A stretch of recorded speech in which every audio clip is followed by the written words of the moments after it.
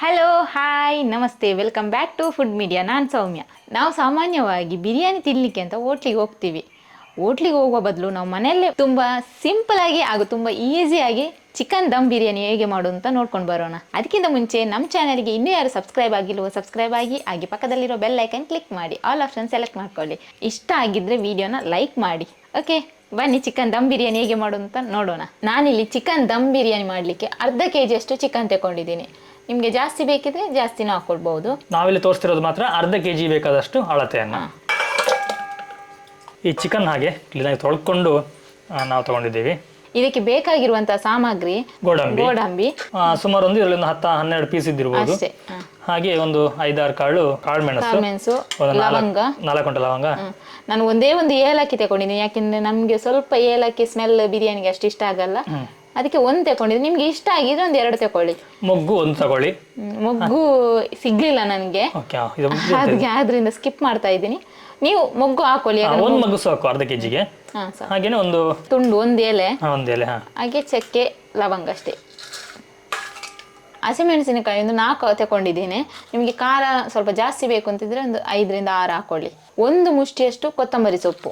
ಇಷ್ಟು ದೊಡ್ಡ ಕಪ್ಪಲ್ಲಿ 3/4 ಕಪ್ ಅಷ್ಟು ಮೊಸರು ತಗೊಂಡಿದ್ದೇನೆ. ಮೊಸರು ಮಾತ್ರ ಹಾಕ್ಲೇಬೇಕು, ಯಾಕಂದರೆ ಮೊಸರು ಇದ್ರೇ ಸ್ವಲ್ಪ ಚಿಕನ್ ಸ್ಮೂತ್ ಆಗಿ ಬರ್ತದೆ. ಒಂದು ದೊಡ್ಡ ಟೊಮೆಟೊ ತಗೊಂಡಿದ್ದೀನಿ. ಈಗ ರೇಟ್ ಸಹ ಜಾಸ್ತಿ ಆಗಿದೆ ಅಲ್ವಾ, ಹಾಗೆ ಒಂದೇ ಒಂದು ಟೊಮೆಟೊ ತಗೊಂಡಿದ್ದೀನಿ, ಒಂದು ದೊಡ್ಡದು. 1-2-3 ಹಾಕೋಬಹುದು ಸಣ್ಣದಿದ್ರೆ, ರೇಟ್ ಕಮ್ಮಿ ಇದ್ರೆ. ನಮ್ಮ ಬಜೆಟ್ ಮೇಲೆ ನಾವು ಮಾಡೋದು.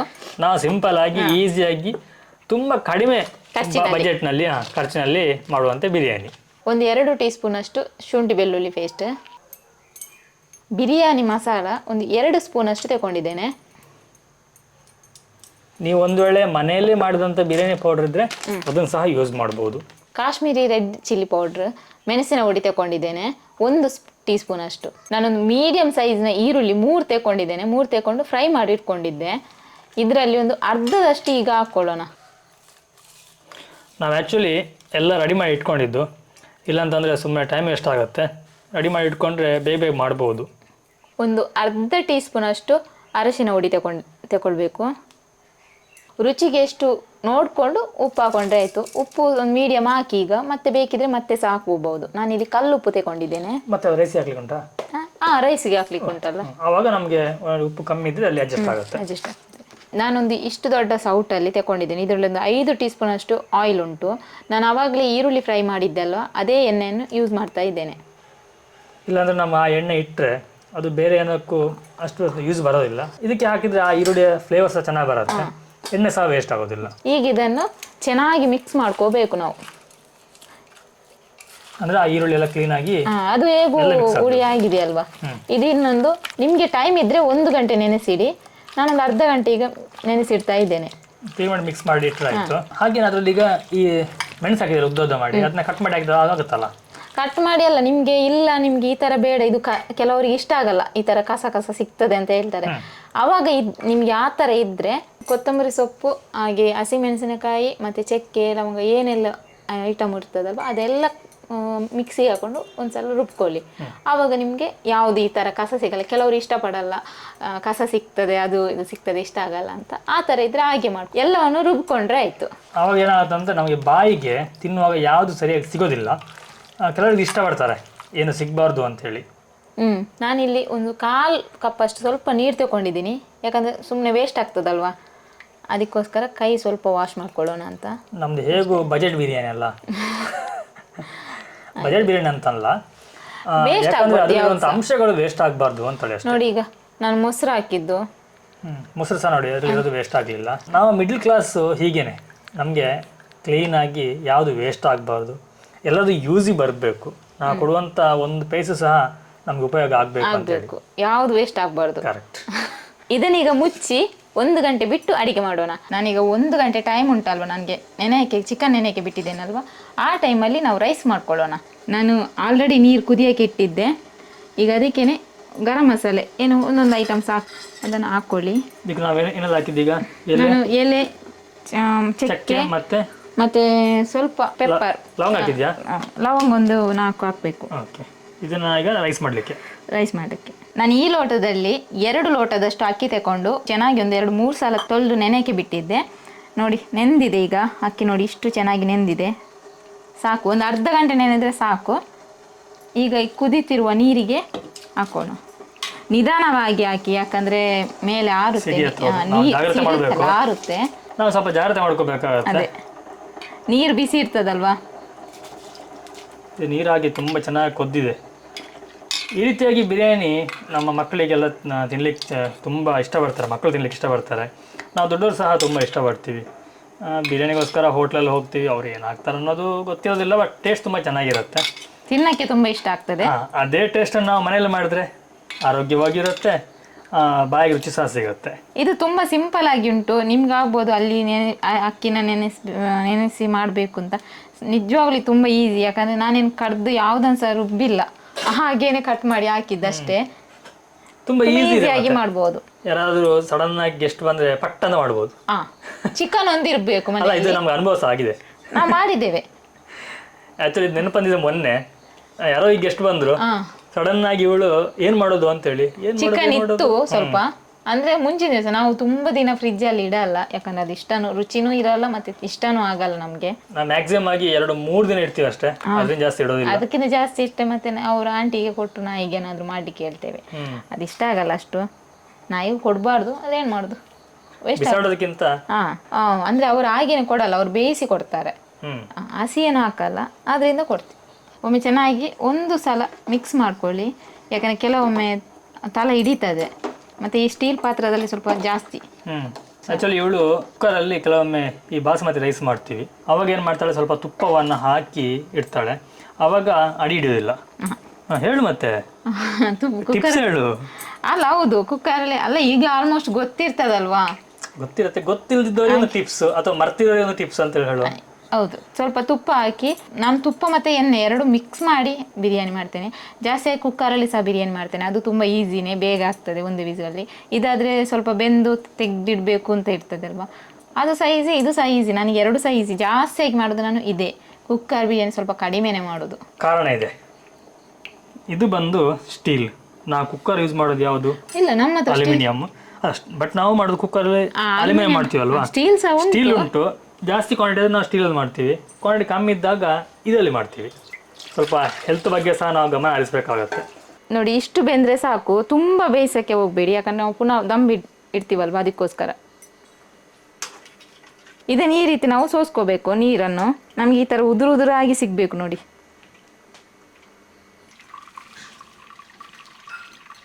ಒಂದು ಪಾತ್ರೆಗೆ ನಾನು ಒಂದು 2 ಟೀ ಸ್ಪೂನ್ ಅಷ್ಟು ತುಪ್ಪ ಹಾಕೋತಿದ್ದೇನೆ. ಈ ತುಪ್ಪ ಯಾಕೆ ಹಾಕೋದು ಈಗ? ಗೋಡಂಬಿ ಮತ್ತು ದ್ರಾಕ್ಷಿನ ಫ್ರೈ ಮಾಡಲಿಕ್ಕೆ, ಯಾಕಂದರೆ ಗಾರ್ನಿಷ್ಗೋಸ್ಕರ. ಗಾರ್ನಿಷ್ಗೋಸ್ಕರನಾ? ಸರಿ. ಒಂದು 2 ಟೀ ಸ್ಪೂನ್ ಅಷ್ಟು ನಾನು ತೆಂಗಿನೆಣ್ಣೆ ತಗೊಂಡಿದ್ದೀನಿ. ಇದು ಆವಾಗ ಈರುಳ್ಳಿ ಫ್ರೈ ಮಾಡಿದ ಎಣ್ಣೆ. ಸರಿ. ಸ್ವಲ್ಪ ಬಿಸಿಯಾದ ಕೂಡಲೇ ಗೋಡಂಬಿನ ಸ್ವಲ್ಪ ಹಾಕೊಂಡಿದ್ದೀನಿ, ಅದ್ರ ಜೊತೆ ಸ್ವಲ್ಪ ಒಣ ದ್ರಾಕ್ಷಿನ ಒಟ್ಟಿಗೆ ಫ್ರೈ ಮಾಡ್ಕೊತಿದ್ದೀನಿ. ಲೋ ಫ್ಲೇಮಲ್ಲಿ ಇಟ್ಟು ಫ್ರೈ ಮಾಡಿ, ತುಂಬ ಹೈಯಲ್ಲಿ ಇಟ್ಟು ಫ್ರೈ ಮಾಡಿದರೆ ಇದು ಕಪ್ಪಾಗ್ತದೆ ಬೇಗ. ಇದು ನಾನ್ ಸ್ಟಿಕ್ ಪಾತ್ರೆ ಅಲ್ಲ, ಆದ್ರಿಂದ ನಾನು ಈ ಸೌಟು ಯೂಸ್ ಮಾಡ್ತಾ ಇದ್ದೇನೆ. ನಾನ್ ಸ್ಟಿಕ್ಕಿಗೆ ಸ್ಟೀಲ್ ಸೌಟು ಯೂಸ್ ಮಾಡಬಾರ್ದು. ಯೂಸ್ ಮಾಡ್ತಿದ್ದೇನೆ. ಅಲ್ಲ, ನಾನು ಇದು ನಾನ್ ಸ್ಟಿಕ್ ಪಾತ್ರ ಅಲ್ಲ. ನಾನ್ ಸ್ಟಿಕ್ ಪಾತ್ರ ಅಲ್ಲ. ಹೌದು, ಇದು ನಾನ್ ಸ್ಟಿಕ್ ಪಾತ್ರ ಅಲ್ಲ. ಕೆಲವರು ಕಮೆಂಟ್ ಹಾಕ್ಬೋದು, ನೀವು ನಾನ್ ಸ್ಟಿಕ್ ಸ್ಟೀಲ್ ಸೌಟು ಉಪಯೋಗಿಸ್ತಿದ್ದೀರಿ ಅಂತ, ಅದಕ್ಕೋಸ್ಕರ. ಹಾಗೆ ಮುಂಜಾಗ್ರತೆ ಕ್ರಮವಾಗಿ. ಇಷ್ಟು ಫ್ರೈ ಆದರೆ ಸಾಕು, ನಾನು ತುಂಬ ಫ್ರೈ ಮಾಡ್ಲಿಕ್ಕೆ ಹೋಗಲ್ಲ, ಇಷ್ಟಾದರೆ ಸಾಕು. ಇದನ್ನ ತೆಗೆದು ಬೇರೆ ಒಂದು ಪ್ಲೇಟಿಗೆ ಹಾಕಿಟ್ರೆ ಆಯಿತು. ಚಿಕನ್ ನೆನೆಸಿಟ್ಟು 1 ಗಂಟೆ ಆಯಿತು. ಈಗ ನಾನು ಗೋಡಂಬಿ ಮತ್ತು ದ್ರಾಕ್ಷಿನ ಫ್ರೈ ಮಾಡಿದಲ್ಲ, ಅದೇ ಎಣ್ಣೆಗೆ ಚಿಕನ್ ಸಹ ಹಾಕೊಂಡ್ರೆ ಆಯಿತು.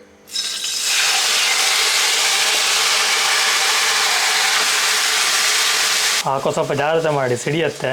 ಹೌದು, ನನ್ನ ಕೈ ಸಿಡೀತು ಈಗ ಹೈ ಫ್ಲೇಮಲ್ಲಿ ಇಟ್ಟು ಸ್ವಲ್ಪ ಆಯಿಲಲ್ಲೇ ಫ್ರೈ ಮಾಡ್ಕೊಳ್ಳಿ.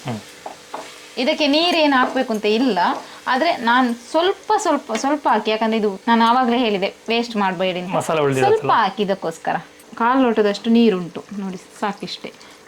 ಇದು ಸ್ವಲ್ಪ ಇದರಲ್ಲೇ ಚೆನ್ನಾಗಿ ಬೇಯಬೇಕು, ಒಂದು 3/4 ಬಾಸಿ ಬೇಯಲಿ.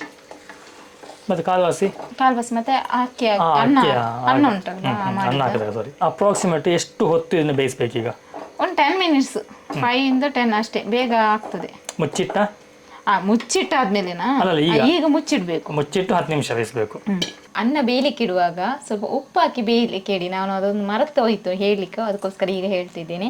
ಅದು ನಾವು ವಿಡಿಯೋ ಮಾಡೋ ಅರ್ಜೆಂಟಲ್ಲಿ ಕೆಲವೊಂದು ಮರಿಯುತ್ತೆ ಹಾಗೆ ನಾನಿದು ಸ್ವಲ್ಪ ಈಗ ಇದನ್ನು ಉಪ್ಪು ನೋಡ್ಕೊಳ್ಳಿ, ನಿಮಗೆ ಎಷ್ಟು ಉಪ್ಪು ಬೇಕು ಏನು ಅಂತ.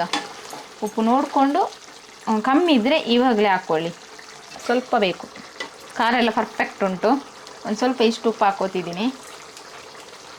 ಗಾರ್ನಿಷ್ ಮಾಡಲಿಕ್ಕೆ ನಾವು ಕಲ್ಲರ್ ಹುಡಿ ಯೂಸ್ ಮಾಡ್ತೀವಿ. ಕಲ್ಲರ್ ಹುಡಿ ಯಾವುದು ಯೂಸ್ ಮಾಡದೆ ಸಿಂಪಲ್ಲಾಗಿ ನಮ್ಮ ಮನೆಯಲ್ಲಿರುವಂಥ ಅರಿಶಿನ ಹುಡಿ ಉಂಟು ನೋಡಿ, ಅದನ್ನು ಸ್ವಲ್ಪ ತೆಕ್ಕೊಂಡು ಒಂದು 1/4 ಸ್ಪೂನ್ ಅಷ್ಟು ಸಾಕು. ಇಷ್ಟು ಸಹ ಬೇಕು ಅಂತ ಇಲ್ಲ, ಸ್ವಲ್ಪ ಸಾಕು ಅಷ್ಟು ತೆಕ್ಕೊಂಡು. ನಿಮಗೆ ಎಷ್ಟು ಗಾರ್ನಿಷ್ ಮಾಡಲಿಕ್ಕೆ ರೈಸ್ ಇದೆಯೋ ಅದಕ್ಕೆ ಬೇಕಾದಷ್ಟು ಅರಿಶಿನ ಪುಡಿ ಹಾಕೊಂಡ್ರೆ ಆಯಿತು. ಜಸ್ಟ್ ಕಲರ್ ಬರಲಿಕ್ಕಲ್ವಾ? ಇದು ನಾನು ಆವಾಗಲೇ ಅನ್ನಕ್ಕಿಟ್ಟೆಲ್ಲ ನೀರು, ಆ ನೀರು ಸ್ವಲ್ಪ ತೆಕ್ಕೊಂಡಿಟ್ಟಿದ್ದೆ, ಅದನ್ನೇ ಹಾಕಿ ಮಿಕ್ಸ್ ಮಾಡ್ತಾ ಇದ್ದೀನಿ ನೋಡಿ, ಸಾಕು. ಈ ಹೋಟ್ಲ್ ಏನು ಮಾಡ್ತಾರೆ, ಕೆಂಪು, ಹಳದಿ, ಹಸಿರು, ಯಾವುದೋ ಕಲರ್ನ ಹಾಕಿ ಗಾರ್ನಿಷ್ ಮಾಡ್ತಾರೆ. ಫುಡ್ ಕಲರ್, ಬಟ್ ಅದ್ರದ್ದು ಕೆಮಿಕಲ್ ಅಲ್ವಾ? ಅದು ಇದು ಒಂದೇ ಕಲರಲ್ಲಿ ಹಳದಿ ಕಲರ್ ಮಾಡಿದರೆ ತುಂಬ ಚೆನ್ನಾಗಿ ಕಾಣುತ್ತೆ. ಚಿಕನ್ ಬೆಂದಿದೆಯಾ ಅಂತ ನೋಡೋಣ. ಬೆಂದಿದೆಯಾ? ಬೆಂದಿದೆ ನೋಡಿ, ಕಲರ್ ಸಹ ಚೇಂಜ್ ಆಗಿದೆ, ನೀರು ಸಹ ಕಡಿಮೆ ಆಗಿದೆ ಆವಾಗ ಅಂತ. ಇಷ್ಟ ಆದರೆ ನಮಗೆ ಮಸಾಲೆ ಘಮ ಸಹ ತುಂಬ ಚೆನ್ನಾಗಿ ಬರ್ತಾ ಉಂಟು. ಆಸಕ್ತಿ ಉಂಟ ನೋಡಿ, ಮೆಣಸು ಸಹ ಬೆಂದಿದೆ ಇದು. ಇಷ್ಟ ಆದರೆ ಸಾಕು, ಯಾಕಂದರೆ ಇನ್ನು ನಾವು ಫುಲ್ಲು ಲೋ ಫ್ಲೇಮ್ ಇಟ್ಟು ಈಗ ಅನ್ನ ಹಾಕೋಣ. ನೋಡಿ, ನಾನು ಅನ್ನ ಮಾಡಿಟ್ಟದ್ದು ಉದುರುದ್ರಾಗೇ ಉಂಟು ನೋಡಿ. ಈಗ ಇದನ್ನು ನಿಧಾನವಾಗಿ ಫುಲ್ಲು ಸ್ಪ್ರೆಡ್ ಮಾಡಬೇಕು. ಅರ್ಧ ಹಾಕಿದ್ದೇನೆ, ಅದಕ್ಕೆ ಸ್ವಲ್ಪ ಗಾರ್ನಿಷಿಗೆ ಸ್ವಲ್ಪ ಫ್ರೈ ಮಾಡಿದಂಥ ಈರುಳ್ಳಿ, ಹಾಗೆ ನಾನು ಗೋಡಂಬಿ ಮತ್ತು ದ್ರಾಕ್ಷಿ ಫ್ರೈ ಮಾಡಿದ್ದಲ್ವ, ಅದನ್ನು ಸಹ ಸ್ವಲ್ಪ ಹಾಕ್ಕೊಳ್ಳೋಣ. ಹಾಗೆ ಸ್ವಲ್ಪ ಕೊತ್ತಂಬರಿ ಸೊಪ್ಪು.